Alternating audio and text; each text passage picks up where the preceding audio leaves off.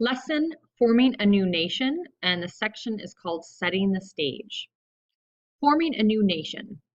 The 13 states that independence brought together to form the United States of America had very different physical and human geographic features. Most of the southern states were larger than most of the northern states. However, as the population of the United States 1790 map shows, a state's population often had little relation to its size.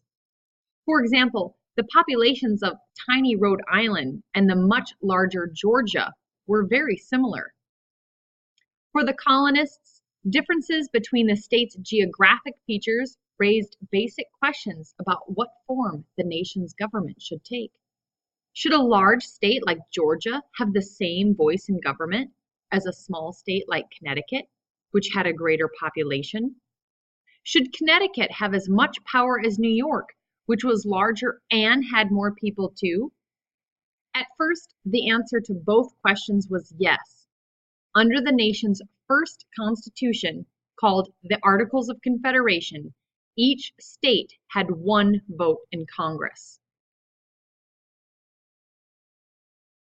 While some people later questioned the fairness of the system, basing a state's political power on its population raised even more questions.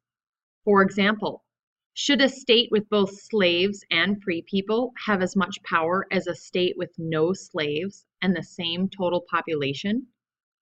The populations of the southern states contained a high percentage of slaves, as the free population and slavery maps show.